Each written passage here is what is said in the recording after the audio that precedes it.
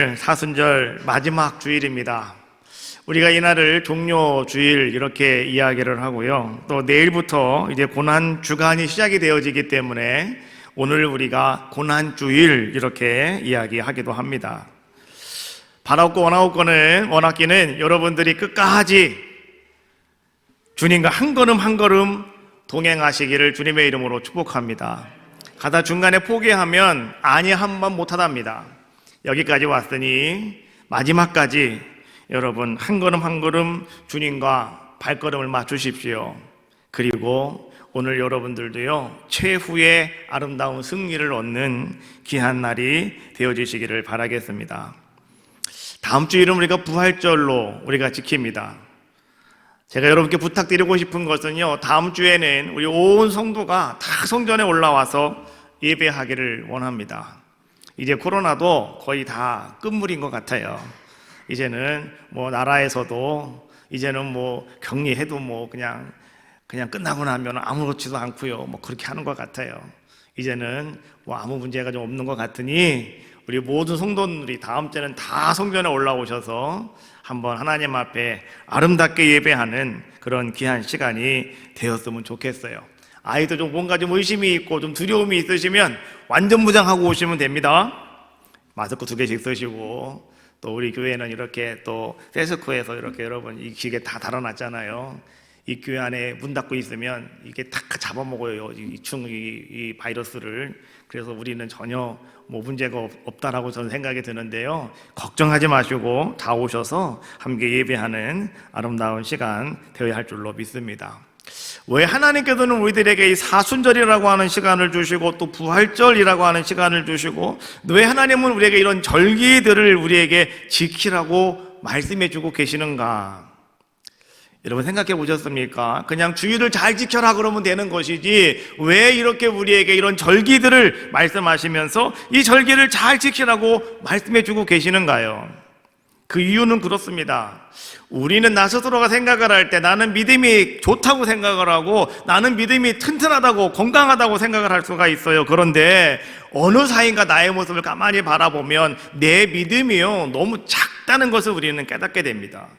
또 어느 날인가 가만히 바라보면 내 믿음이 너무나 연약하다라고 하는 것도 우리는 발견하게 되죠. 그래서 하나님께서는 오늘 이러한 절기를 통해서 여러분의 믿음을 더 단련시키시고 더 튼튼하게 만들어주시고 더 강건하게 하시려고 하나님은 여러분들에게 사순절을 동행하라고 말씀을 주고 계시고 부활절을 지키라고 말씀해 주고 계시면서 이런 절기들을 하나님 우리에게 허락해 주시더라라고 하는 거죠. 이 절기를 통해서 작고 연약한 우리의 믿음을 주님은 단련시키시기를 원하신다. 할렐루야. 이번 부활절에 여러분들의 믿음이 큰 믿음으로 되시기를 주님의 이름으로 축복합니다. 자, 오늘 우리 주님께서는 우리에게 원하시는 믿음이 있는 것 같아요. 어떤 믿음을 주님은 우리에게 원하고 있을까? 우리가 말이죠, 이 믿음이라고 하는 것을 믿음은 이런 겁니다 라고 우리가 좀 뭔가 내 속에서 딱 끄집어내가지고 이게 내 믿음입니다 보여주면 너무너무 좋겠는데, 그 믿음이라고 하는 것은 딱 꺼내가지고 우리가 이렇게 여기 있다고 놓을 수 없는 것, 바로 이것이 우리의 믿음 아닙니까?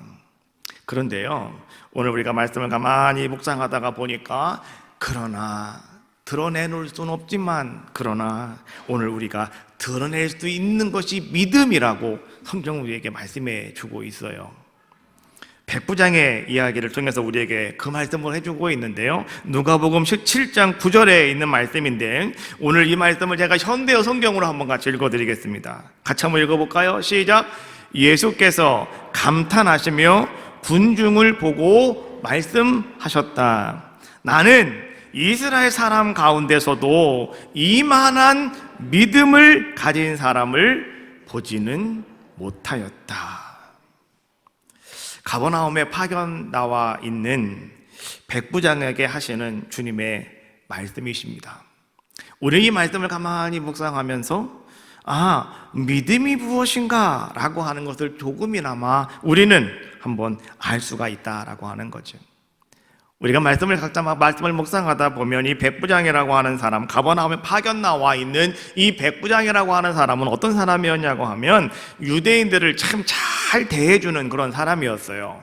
그는 비록 이곳에 와서 통치하고 있는 그러한 백부장이었음에도 불구하고 함께 살고 있는 유대인들을 존경하고 그들을 정말 잘 배려해주는 이런 사람이었다라고 성경은 말씀해 주고 있고요. 또 더 나아가서 오늘 이 백부장은 어떤 사람이었냐고 하면 이스라엘 백성들, 유대인들을 위해서 회당을 지어줄 만큼 아주 좋은 관계를 맺고 있는 그런 자의 모습이었습니다.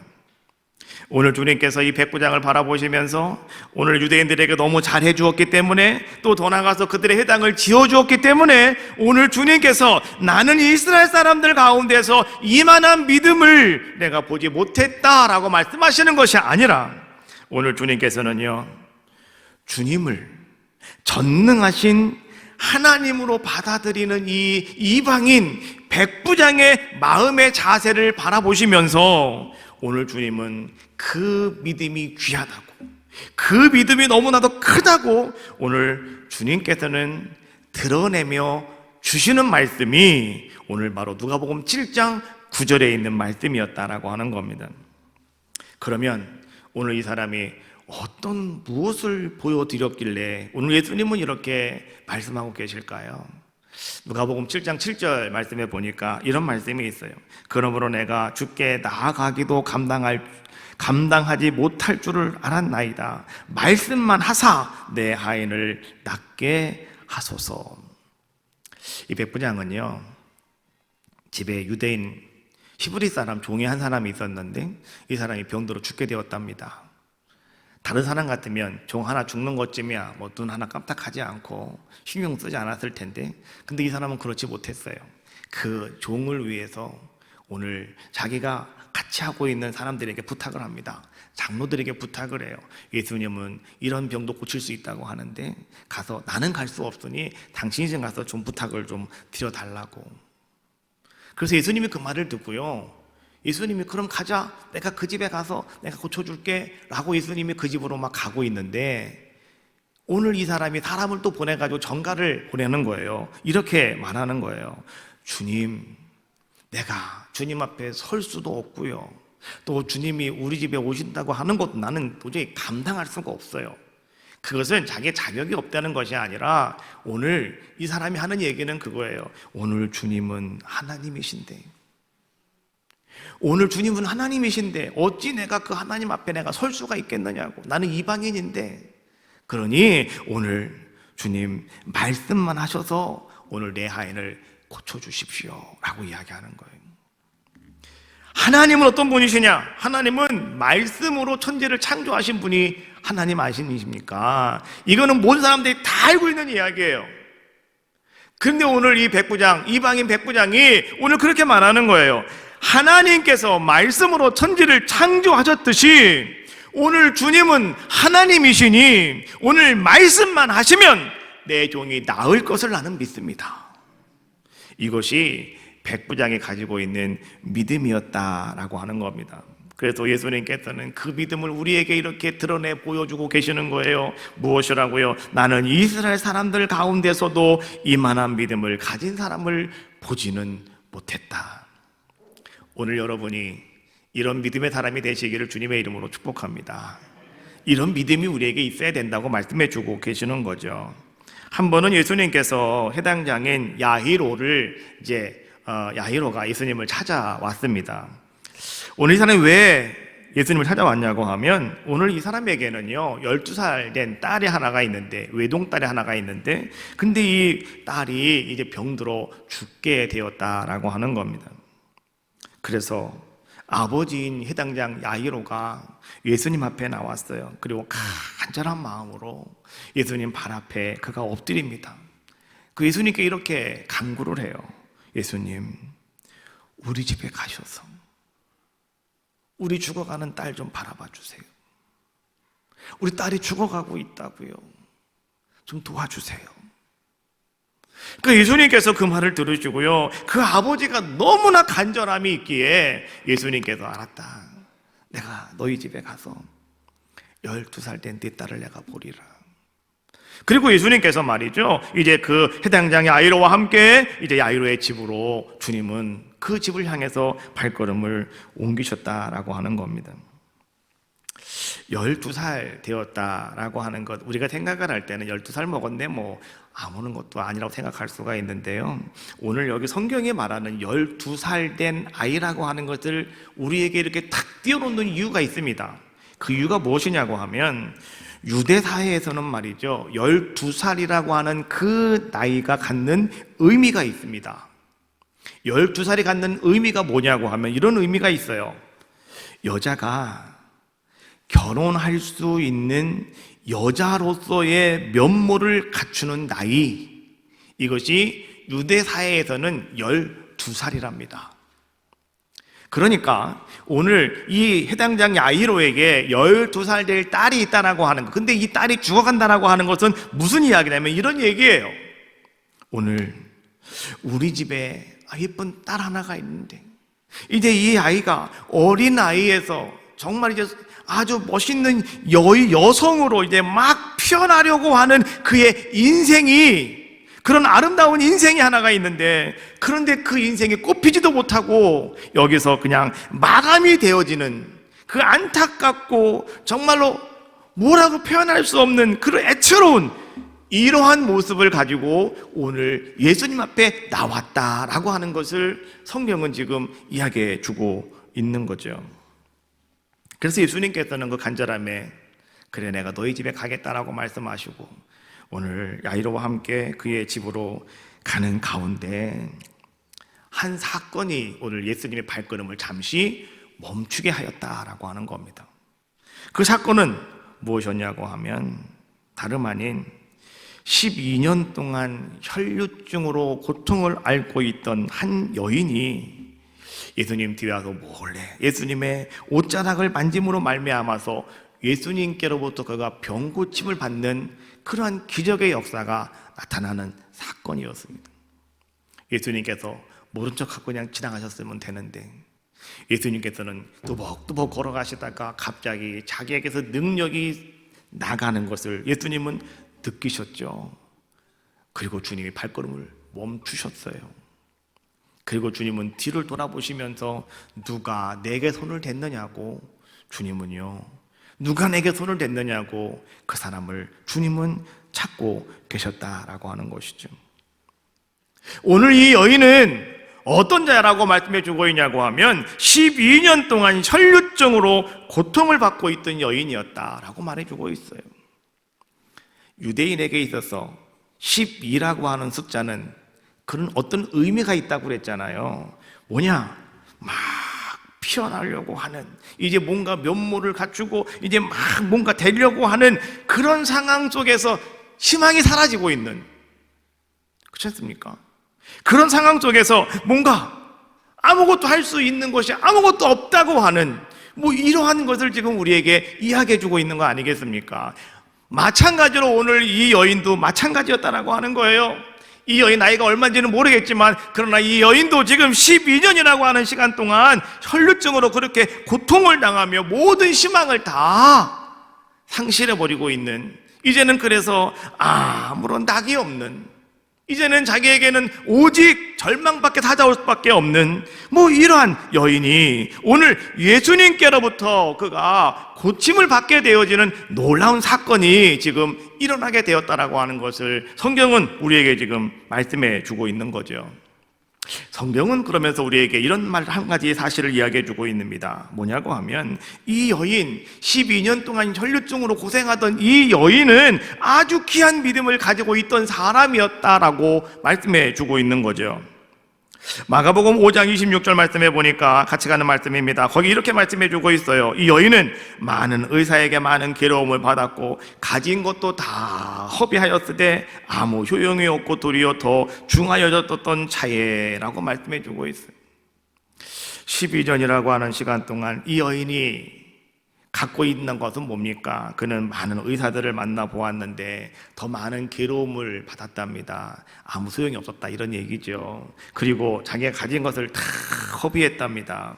그럼에도 불구하고 아무 효용이 없었다. 그리고 자기의 병은 점점 더 위중해졌다. 심각해졌다. 이런 모습을 이야기해 주고 있는 거죠.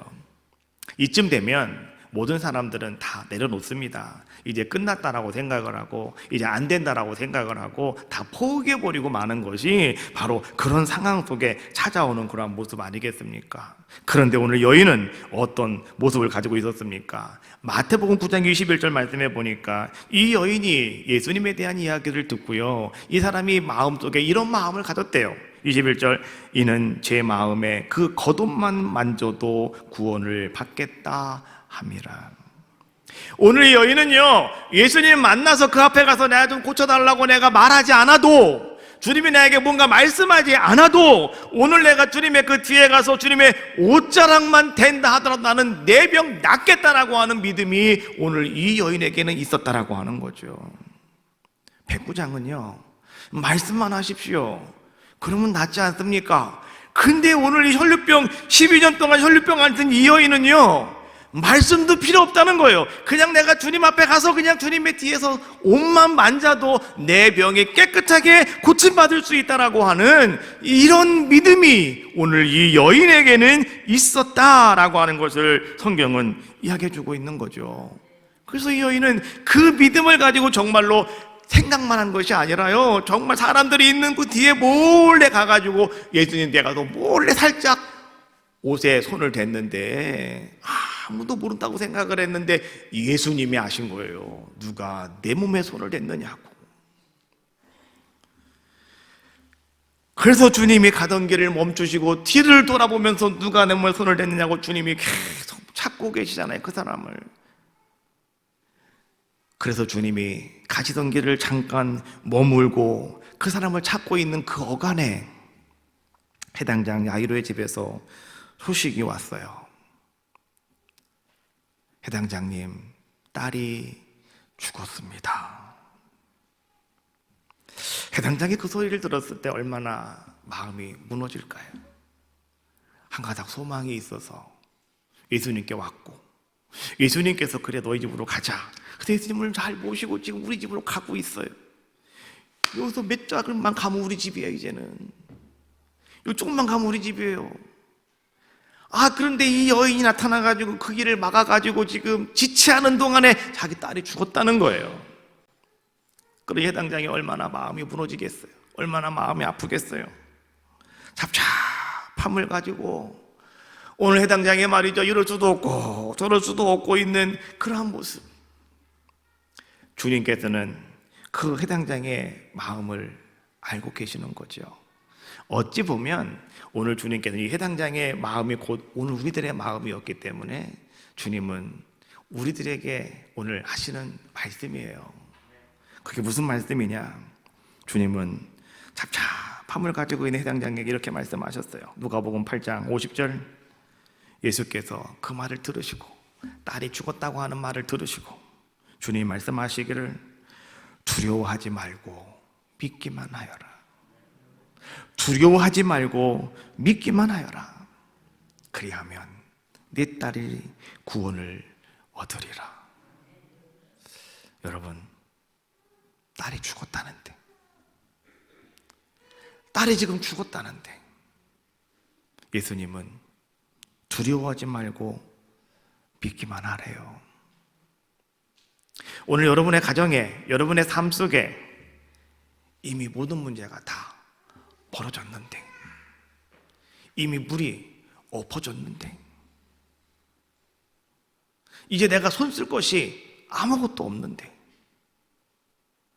그런데 주님이 나를 바라보시면서 두려워하지 말아라, 믿기만 하여라, 이렇게 말씀해 주고 계시는 거예요.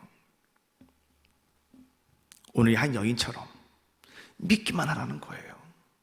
그러면 된다는 거죠. 이 말씀이 지난 한 주간 동안 제 머리에 뱀뱀뱀 돌았습니다. 저는 이 말씀을 가지고 계속 묵상을 하면서 종료주일인데 이 말씀을 어떻게 내가 전해야 될까 참 고민을 많이 했어요. 왜요? 하나님이 오늘 여러분 가운데 들어야 하실 분이 있는 것 같아요. 두려워하지 말고 믿기만 하라고. 자, 여러분, 해당장 곧 오늘 이 시간에 우리와 같은 사람들이에요. 나의 자신의 모습일 수도 있습니다. 잘 들어보세요. 해당장은 어떤 사람인가? 해당장은 회당의 헤드, 리더입니다. 리더. 그래서 그 사람은 집회를 인도하고 해당의 건물을 유지하며 보존하며 운영할 책임을 가지고 있는 사람, 그리고 해당장은 그 해당장에서 드려지는 모든 예배와 질서와 신성함을 유지하는 책임을 맡고 있는 사람, 또 해당장은 말이죠, 그 해당에서 토라, 율법이지 않습니까? 이것을 낭독을 하거나 아니면 또 누군가에게 당신이 이 말씀을 가지고 설교를 하세요 라고 하면서 어떤 사람을 선정할 수 있는 권한을 가지고 있는 사람, 이 사람이 바로 회당장이었습니다. 이렇게 가만히 바라볼 때 회당장은 어떤 사람이었느냐? 그 마을에서, 그 지방에서 아마도 최고의 상류 계층의 일원이었을 것이고, 이 회당장은 사회적인 지위가 있는 사람의 모습이었을 것이고, 이 회당장은요, 사람들에게 존경받는 그러한 인물일 수도 있었을 것이다. 그런데 그러한 회당장이 어찌하여 로마의 백부장도 가지고 있는 믿음이 그에게는 없어 보이냐라고 하는 것이죠. 오늘 예수님이 바라봤을 때, 오늘 이 회당장에는요, 회당장은 백부장도 가지고 있는 그 믿음이 없더라는 거예요. 그 믿음도 없어 보이는 그런 모습이었다라고 하는 거죠. 그래서 예수님께 너무나 안타까움의 마음을 가지시고 오늘 주님께서 하신 말씀이 두려워하지 말고 믿기만 하라고. 오늘 여러분은 어떠십니까? 주님께서 오늘 여러분들을 바라보실 때, 사람들이 나를 바라볼 때 여러분들은 어떤 모습을 가지고 계십니까? 여러분도 혹 회당관과 비슷한 모습을 여러분들은 누리며 살아가고 계시지는 않습니까? 또 교회에 오셔서 여러분들이 그런 위치에 있지는 않습니까? 또 세상에서 여러분들이 그렇게 여러분들이 인정받고 살아가는 모습은 혹 아니십니까? 그런데 오늘 여러분들이 예수님이 바라보셨을 때 여러분들 이렇게 주님의 회당장을 바라보는 것처럼 안타까움을 가지고 오늘 여러분들을 바라보고 계시지는 않느냐라고 하는 것이죠. 정말 여러분들에게는, 나에게는 그런 믿음이 없는 걸까? 여러분 그렇게 한번 생각해 보시지는 않았습니까? 그렇다고 한다면 오늘 주님이 하시는 말씀을 여러분 잘 들으십시오. 두려워하지 말고 믿기만 하라고요. 믿으면 된다고요. 하나님을 믿으시라는 겁니다. 주 예수 그리스도를 믿으시라는 겁니다. 하나님은 반드시 이루어내시고 오늘 주님의 능력이 그곳에 역사하실 것을 여러분 믿으셔라 라고 하는 겁니다. 반드시 해결해 주실 것이고, 반드시 여러분들 고쳐주실 것이고, 반드시 여러분 회복시켜 주실 것이고, 반드시 여러분들을 강건하게 하여 주실 줄로 믿습니다. 믿음대로 행하시라는 거예요. 그럼 하나님이 여러분을 축복해 주신다는 거죠. 믿음대로 여러분 바라보시라는 거예요. 무엇을? 열매를 바라보시라는 거예요. 그러면 주님은 믿음대로 여러분을 이끌어 가실 줄로 믿습니다. 두려워 말고 믿기만 하여라. 예수님은 이제 십자가의 사역을 감당하시기 위해서 예루살렘에 들어가십니다. 이것을 갖다가 우리가 예루살렘 입성 이렇게 이야기합니다.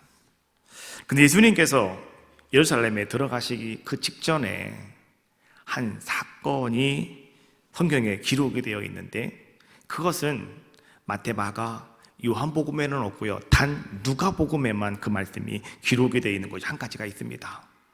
그것이 무엇이냐고 하면 삭개오의 이야기입니다.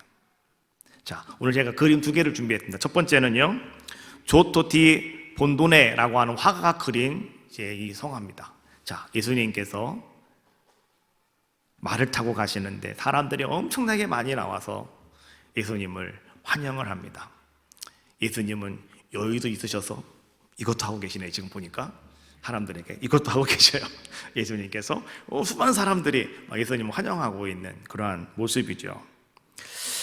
이것은 예수님께서 여리고성을 떠나서 아직 예루살렘에 입성하시기 전에 사람들로부터 예수님께서 환호를 받고 있는 그런 모습을 오늘 이 화가 조토 디 본도네라고 하는 화가가 그린 그림입니다. 여러분 보시는 것처럼 수많은 사람들이 예수님의 길을 가득 메웠습니다. 어찌나 사람들이 많든지 예수님을 한번 보겠다고 어떤 사람은 나무에 기어 올라갔던 사람들도 있습니다. 그림에 있잖아요. 나무에 기어 올라간 사람이 두 사람이 보이고 있는데요. 오늘 이 화가는 이런 모습을 지금 그림으로 잘 우리에게 보여주고 있어요.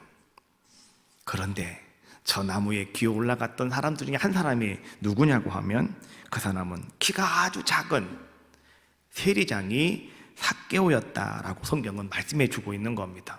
자, 그 그림을 한번 보겠습니다. 자, 다음 그림 보시면, 자, 삭개오가 나무에 올라가서 이제는 예수님이 지나가시는 그 모습을 이제 바라보고 있는 모습을, 이 그림은 제임스 티소라고 하는 화가가 이제 이 그림을 이제 그려서 우리에게 보여주고 있습니다. 자, 여러분, 여리고라고 하는 동네는 우리가 생각할 때 시골의 어떤 작은 시골 마을이 절대 아닙니다. 여리고는 엄청나게 큰 도시입니다. 그런데 거기에서 이 삭개오가 무엇이었느냐, 직업이 뭐였냐고 하면 세리장이랍니다. 세리들 가운데 가장 높은 사람이다, 이런 얘기죠. 다른 말로 말하면 이것은 삭개오는 엄청난 부자였다라고 하는 것을 이야기해 주고 있는 거예요. 그런데 그런 삭개오가 지금 나무에 기어 올라갔고, 나무에 올라가 있는 그 삭개오를 주님께서는 지나가시다가 바라보셨고, 이제는 삭개오와 예수님과의 서로 시선이 맞추어지게 됐지 않습니까? 그때 삭개오는 내려와서 예수님을 자기의 집으로 영접했다라고 성경은 말씀해 주고 있어요. 그런데 그때 삭개오가요, 예수님께 하고 있는 고백이 있습니다. 이것이 누가복음 19장 8절에 나오고 있는 말씀이에요. 삭개오가 서서 주께 여짜오되 주여 보시옵소서, 내 소유의 절반을 가난한 자들에게 주겠사오며 만일 누구의 것을 속여 빼앗은 일이 있으면 내 갑절이나 갚겠나이다. 주님을 영접한 삭개오는 자기의 삶을 회개하며 이제부터는 새로운 삶을 살아가겠노라고, 내가 복 있는 삶을 살아가겠노라고 오늘 삭개오가 결단하고 있는 그러한 모습을 성경은 지금 우리에게 말씀해 주고 있는 겁니다. 예수님께서 여리고 성에 입성하시기, 예루살렘 성에 입성하시기 바로 그 직전, 오늘 예수님을 영접하였던 삭개오를 누가는 우리에게 지금 아주 세밀하게 잘 이야기해 주고 있는 겁니다. 이유는 오늘 우리도 우리의 오늘 삶 속에, 나의 현장 속으로, 오늘 믿음과 신앙의 영역 속으로 오늘 입성하시는 그 주님, 찾아오시는 그 주님을 여러분들이 영접하는 귀한 시간이 되셔야 된다라고 하는 것을 이야기해 주고 있는 겁니다. 이제 오늘 우리 본문으로 한번 넘어가 봅시다. 21장 말씀에 보면 예수님께서는 두 제자를 보내셨습니다. 어디로요? 벳바게라고 하는 곳으로 보내셨습니다. 그리고 거기에 가면 이제 나귀가 메어 있을 것인데 그 나귀를 끌고 오너라 라고 예수님께서는 말씀하셨습니다. 근데 주님께서는 뭐라고 말씀해 주고 계시냐고 하면 거기에 나귀와 나귀의 새끼가 함께 있는 것을 보리니 풀어 내게로 끌고 와라, 주님 말씀하셨죠? 제자들이 그렇게 행하였더니 주님은 그 나귀 위에 올라타시고 예루살렘 성에 입성하시는 모습이 우리가 잘 알고 있는 예수님의 예루살렘 성 입성의 모습입니다. 그런데 오늘 4절과 5절 말씀해 보니까 성경은 이렇게 말씀해 주고 계셔요. 이는 선지자를 통하여 하신 말씀을 이루려 하심이라. 일렀으되 시온 딸에게 이르기를 네 왕이 내게 임하나니 그는 겸손하여 나귀 곧 멍에 매는 짐승의 새끼를 탔도다 하라 하였느니라. 이 말씀은 스가랴 9장 9절에 있는 말씀을 오늘 마태는 그대로 인용을 하면서 이 말씀을 이루시기 위하여 예수님은 어린 나귀의 등 위에 올라타셔서 주님은 예루살렘 성에 입성하셨다라고 하는 것을 우리에게 말씀해 주고 있는 거죠. 주님은 말씀이셔요. 그래서 주님도 말씀을 따라가시는 거예요. 주님 혼자서 자기 마음대로 가시는 게 아니라 주님도 말씀을 따라서 그 길을 걸어가셨다라고 하는 것을 우리에게 이야기해 주고 있는 거죠. 자, 그런데 오늘 주님께서 예루살렘 성에 입성하시는 모습을 가만히 바라보면은요, 자, 거기에는 모든 사람들의 모습을 아주 세밀하게 이렇게 우리에게 잘 설명을 해주고 있습니다. 첫 번째, 제자들은 어떻게 하였느냐? 21장 7절 말씀해 보니까 나귀와 나귀 새끼를 끌고 와서 자기들의 겉옷을 그 위에 얹으며 라고 말씀해 주고 있죠. 이 제자들의 이야기거든요. 제자들은 무엇을 하였느냐? 자기의 겉옷을 벗어서 오늘 나귀의 위에 깔아드리는 일을 제자들이 하였다라고 말씀해 주고 있어요. 그리고 또 무리들은 어떤 모습을 가지고 있었느냐라고 말씀해 주고 있는데 21장 8절 말씀해 보니까 무리의 대다수는 그들의 겉옷을 길에 펴고 라고 말씀해 주고 있어요. 많은 사람들을 갖다 무리라고 지칭을 하고 있는데요, 그들 대부분은 자기의 겉옷을 벗어서 주님이 가시는 그 길에 그 옷을 펴드렸다, 카페트를 만들어드렸다, 이런 얘기예요. 그리고 또 다른 이들은 어떻게 한다고 말씀해 주고 있습니까? 그 다음 말씀해 보니까 다른 이들은 나무가지를 베어 길에 펴고 라고 말씀해 주고 있어요. 옷을 벗지 못하는 사람들은요, 가서 나무가지를 베어다가 그것을 길에 펴드렸다라고 말씀해 주고 있죠. 그리고 모든 무리들이 어떻게 했다고 말씀해 주고 있습니까? 그들은 소리를 높여 찬양하였다라고 말씀해 주고 있죠. 9절에 있는 말씀이잖아요. 앞에서 가고 뒤에서 따르는 무리가 소리를 높여 이르되 호산나 다윗의 자손이여 찬송하리로다. 주의 이름으로 오시는 이여 가장 높은 곳에서 호산나 하더라. 승리를 상징하는 종려나무 가지, 이 종려나무 가지는 승리를 상징하는 하나의 심볼입니다. 그것을 길에 펴거나 그것을 손에 들고 흔드는 것은요, 왕을 영접하는 왕을 영접하는 고대 의식 중에 하나였답니다. 그러니까 종려나무 가지를 내가 잘라서 길에 펴고 그것을 내 손에 들고서 막 흔드는 것은 지금 무엇을 하고 있냐고 하면 내가 왕을 영접하는, 왕을 지금 우리가 환영하는 그 행사를 지금 이 사람들이 하고 있다라고 하는 것을 보여주고 있는 모습입니다. 오늘 우리가 종려주의다라고 하는 이야기가 거기서 나온 겁니다. 왕으로 오신 예수님을 환영하였다, 종려나무 가지를 흔들었다, 이것은 왕을 영접했다, 이런 뜻이에요. 그래서 오늘 우리가 이날을 종려주일 이렇게 이야기하는 겁니다. 예루살렘에 입성하실 때 여러분, 그 성에, 온 성에 소동이 났다고 10절에 말씀해 주고 계시죠. 여기저기서 막 웅성웅성하는 막 소리가 들립니다. 사람들은 말합니다. 도대체 이것이 어찌 된 일이냐고, 이게 누구냐고. 그때 11장에 뭐라고 말씀해 주고 있습니까? 11절에 무리가 이르되 갈릴리 나사렛에서 나온 선지자 예수라 하니라. 예수님께서 예루살렘 성에 입성하실 때 지금 그 모든 모습들을요, 우리가 이렇게 TV를 보는 것처럼 자세하게 쫙 설명을 해주고 있습니다. 이 말씀을 따라서 쭉 가면 여러분들은 그림이 그려집니다. 그냥, 그렇죠? 하나 영화가 보여지는 것 같지 않습니까? 쭉 보여지잖아요. 지금 이렇게 쭉쭉쭉 보여지잖아요. 그런데요, 이상한 것이 한 가지가 있습니다. 궁금한 것이 한 가지가 있어요. 이게 무엇이냐고 하면, 예수님께서 어디를 가시든지 간에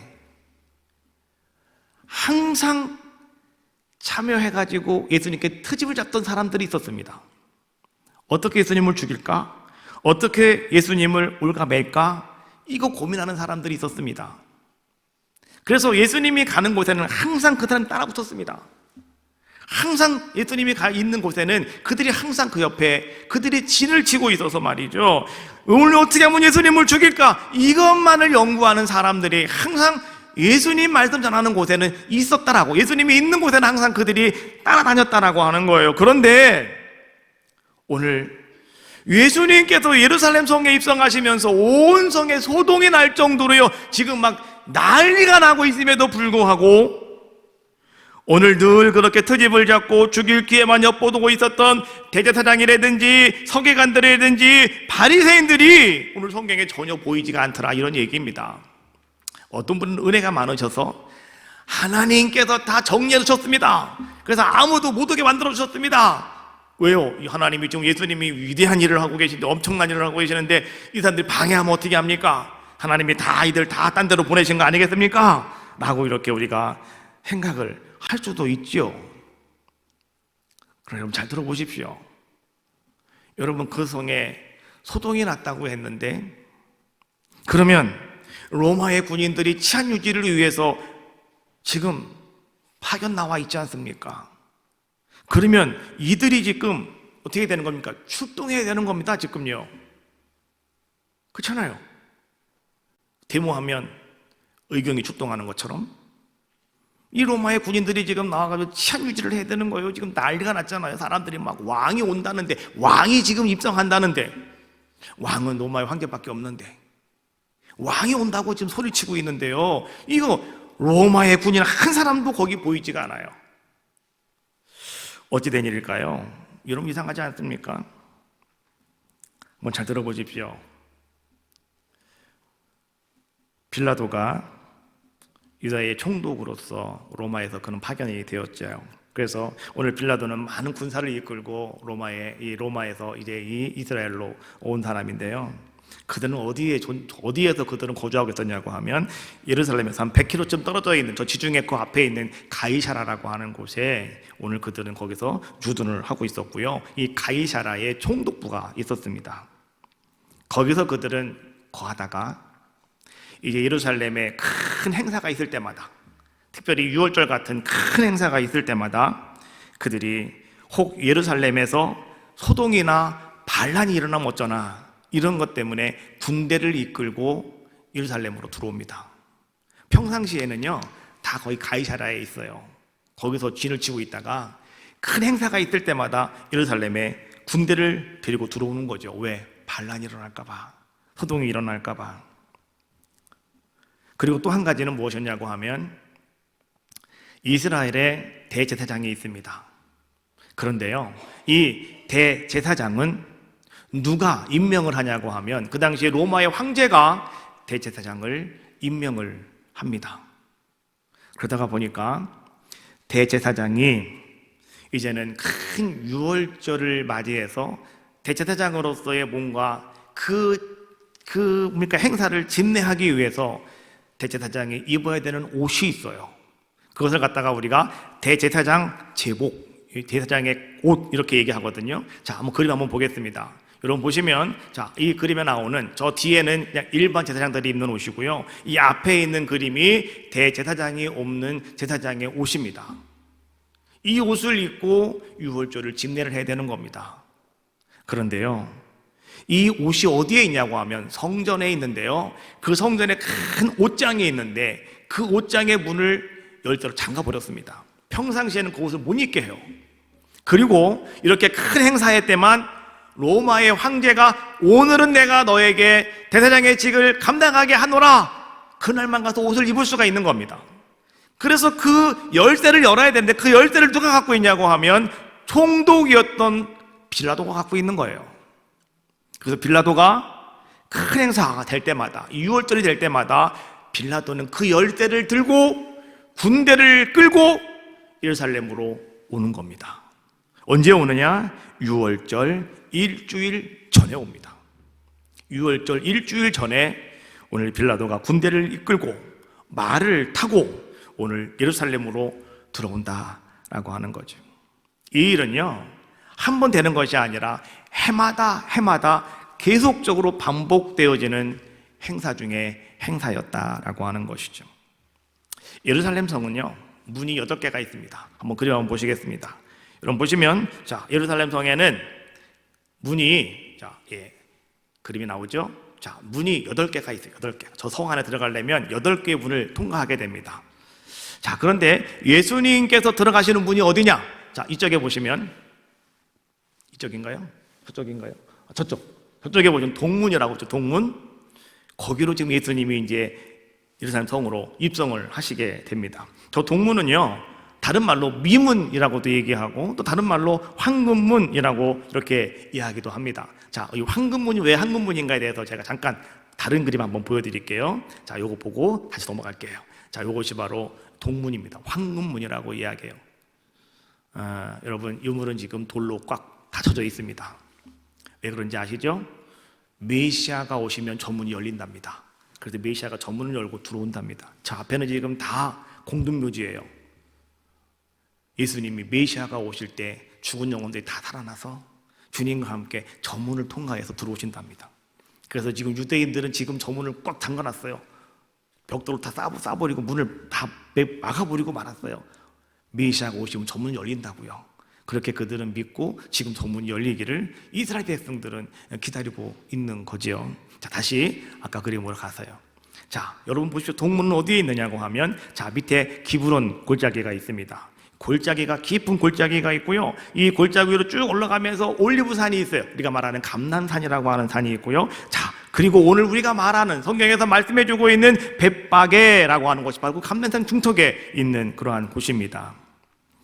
오늘 이 동문은 주로 어떤 사람들이 이용을 하냐고 하면, 이스라엘 사람들 가운데 좀 하류 계층들이 오늘 드나드는 문이 바로 이 동문이었다라고 하는 거예요.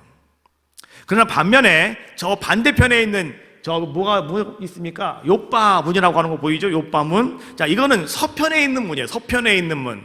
이 요빠 문은 나가면은 거기는 평지가 쫙 연결되어 있어요. 거기는 계곡이 없습니다. 그냥 평지로 쭉 연결되어 있고 그 길로 쭉 가면 요빠 한간이 나온답니다. 바로 항구로 가는, 직진하는 그런 좋은 길다라고 하는 거예요. 그러다가 보니까 이제는 이 서문은 주로 어떤 사람들이 사용하냐고 하면, 이스라엘 백성들 가운데 상부 계층이 이용하는 그 문이 바로 저 서문, 서쪽 문이었다라고 하는 것이죠. 거기는 골짜기가 없이 평지를 이루기 때문에 어떻습니까? 도시가 발전이 됩니다. 그리고 거기에는요, 이제는 그래서 좋은 집들이 거기 많고 시민 사람들이 거기 많이 사는 거예요. 그래서 헤롯궁이 그쪽에 있고, 그 다음에 대제사장 가야바의 집이 바로 이 서문을 나가면 그쪽에 그 집들이 줄비하게 잘 세워져 있더라. 가장 잘 사는 사람들이 드나드는 문이 어디였느냐? 그것이 바로 서문이었다라고 하는 겁니다. 그런데 예수님께서 동문으로 어린 나귀의 새끼의 등에 올라타셔서 동문으로 주님께서 예루살렘 성에 들어가실 때, 바로 그 시간에 서문에서는 누가 들어왔냐고 하면, 빌라도가 군대를 이끌고 키를 들고, 제사장의 옷 그 키를 들고 오늘 예루살렘으로 들어오고 있었다, 이런 얘기예요. 하나님께서 정확하게 일주일 전에 예수님이 십자가 있기 몇십 년 전부터 정확하게 일주일 전에 빌라도는 항상 거기로 들어왔어요. 누구든지 총독은 항상 그 길로 들어왔어요. 정확하게 일주일 전에. 그런데 오늘 예수님께서도 6월절 일주일 전에 주님은 지금 어디로 올라가고 계셔요? 예루살렘 성전으로. 주님은 예루살렘 성을 향해서, 주님은 동문을 향해서 지금 올라가고 계시는 거죠. 그 시간 하나님을 잘 믿는다고 이야기하던 대제사장들, 서기관들, 바리새인들, 이 사람들은 지금 다 어디 가 있느냐? 서문 앞에 가 있더라는 거죠. 그들은 서문 앞에서 지금 빌라도를 영접하고 있는 거예요. 우리는 예수님을 영접해야 되는데, 오늘 하나님을 잘 믿는다고 하는 이들이 지금 어디 가서 있다고요? 서문에 가서 빌라도를 영접하고 있는 거예요. 로마에 붙어서 권력을 쥐고, 로마에서 거기에 붙어가지고 재산을 축적했던 사람들, 그리고 빌라도에게 자기의 모든 생사가 걸려있는 사람들, 오늘 그들은 빌라도를 향해서 지금 종려나무 가지를 꺾어서 흔드는 거예요. 그리고 그들은 오늘 빌라도를 향해서 로마의 황제의 완세 만세를 하고요, 또 아마 그들은 빌라도에게도 아마 그렇게 외쳤을 거예요. 빌라도요 만세. 아마 어떤 사람은 자기의 옷을 벗어가지고 그 빌라도의 발 가는 그 앞에 벗어 던지는 아마 사람도 있었지 않았을까. 그들은 그렇게 하면서 빌라도 총독 만세를 부르면서 그들은 뭘 외쳤을까요? 바로 빌라도요 당신이 우리의 퀴리였습니다. 로마의 황제가 우리의 퀴리였습니다. 우리의 왕이라는 거죠. 우리의 주님이라고 하는 것이죠. 그러면서 그들은 오늘 빌라도를 영접하고 있는 그들의 모습이더라라고 하는 것이죠. 그래서 주님이 입성하시는 동쪽에, 동문에 오늘 이들은 큰 사람도 보이지가 않았고요, 그리고 주님이 온 성에 소동이 났다 하더라도요, 어떤 군사 하나 그쪽에 와서 사람들을 정리하는 사람은 한 사람도 없었다. 그래서 주님은 그 길을 올라가셨다라고 하는 것이죠. 우리가 한번 짚고 넘어갈 것이 한 가지가 있는데, 그것은 뭐냐고 하면, 어떤 분은 그런 얘기 하시더라고.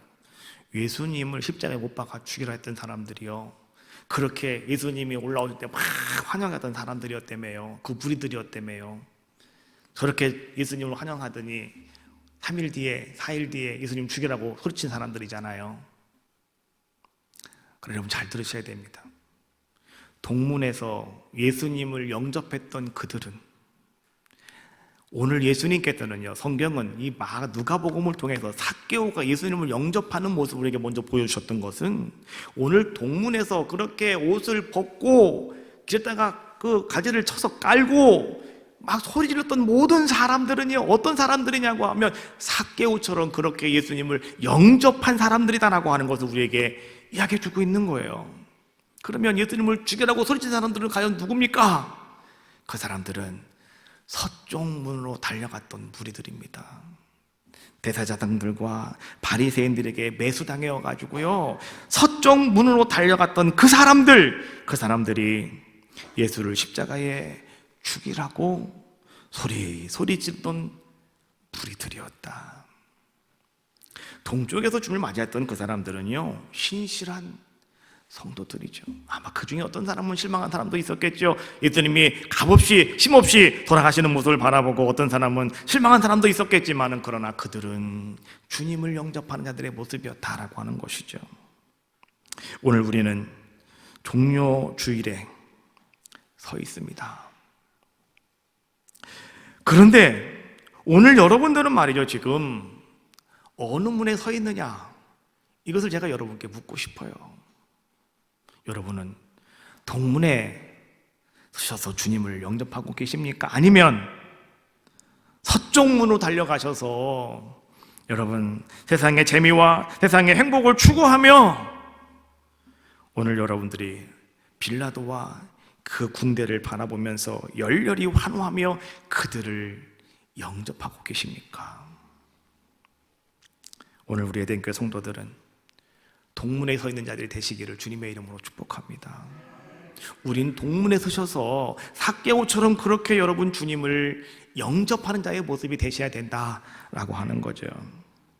주님만이 나의 구원자가 되시고 주님만이 나의 왕이 되시며 주님만이 나의 힘이 되십니다 라고 우리는 고백하면서요, 오늘 여러분들도요, 마음껏 주님의 이름을 부르며 호시안나 호시안나를 외칠 수 있는 우리 모든 성도들이 되시기를 주님의 이름으로 축복합니다. 오늘 여러분, 주님께서 하시는 말씀 여러분 들리지 않습니까? 두려워하지 말고 믿기만 하라고요. 저쪽 서문으로 가지 마시라고요. 두려워하지 말고 믿기만 하시라고요. 주님을 믿으시면 오늘 주님은요, 능력이 되시며 여러분을 통해서 아름다운 역사를 이루어 주실 줄로 믿습니다. 요한복음 10장 40절 말씀에 이렇게 주님 말씀하셨죠. 마르다에게 하신 말씀이에요. 내 말이 네가 믿으면 하나님의 영광을 보리라 하지 아니하였느냐. 따라해 봅시다. 내 말이 네가 믿으면 하나님의 영광을 보리라. 오늘 말씀의 제목을 제가 그래서 내가 믿으면 하나님의 영광을 보리라 라고 이렇게 제가 정한 거예요. 여러분, 종로주일에 우린 서 있어요. 다른 데 바라보지 마십시오. 주님 바라보세요. 믿으면 영광을 본답니다. 오늘 주님께서 한 백부장의 믿음을 칭찬하신 것처럼 회당장, 우리들이에요. 안타까우신 거예요. 그래서 주님은 그래, 내가 해결해 줄게, 가자. 그런데도 주님은 안타까운 마음이 있으셔서 믿지 못하고 말이죠, 그렇게 안절부절하고 있는 그 회당장을 바라보시면서 오늘 주님은 한 여인을 갖다가 개입시키는 거예요. 이 여자는 말씀하지 않아도 믿는단다. 이런 믿음이 너에게 있어야 되지 않겠느냐. 믿으면 하나님의 영광을 너도 볼 것이다. 삭개오처럼 여러분 그렇게 주님을 영접하는 아름다운 성도가 되셔서 다음 주일 우리는 부활절입니다. 모든 성도인들 다 성전에 올라오셔서요, 여러분 이제는 모든 불안함 다 떨쳐버리시고 이 성전에 올라오셔서 하나님 앞에 영광하며 영광 돌리며 예배하시는 귀한 시간 다 되시기를 바라겠고요. 이 한 주간 여러분 꼭 기억하십시오. 두려워하지 말라. 그리고 뭐 하라고요? 믿기만 하여라. 놀라운 은혜가 여러분 가운데 임하시길 주님의 이름으로 축복합니다. 찬양합시다. 아무것도 두려워 말라.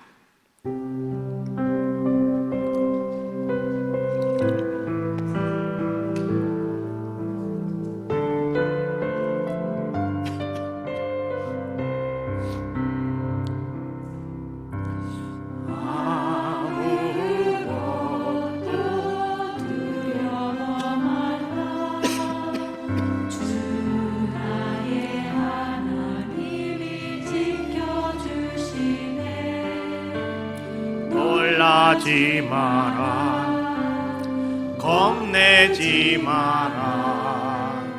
주님 너를 지켜주시네. 아무것도 두려워 말라. 아무것도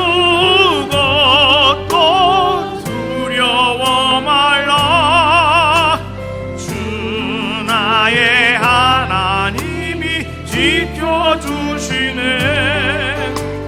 놀라지 마라, 겁내지 마라. 주님 나를 지켜주시네. 내 맘에 심히 겨워, 내 맘이 심히 겨워 지칠지라도 주님 나를 지켜주시네. 세상에 험한 풍파 몰아칠 때도 주님 나를 지켜주시네. 주님은 나의 산성, 주님은 나의 요새, 주님은 나의 소망, 나의 힘이 되신 여호와. 주님은 나의 산성, 주님은 나의 산. 아멘. 주님은 나의 요새, 주님은 나의 소망, 나의 힘이 되신 여호와. 성성으로 기도합시다.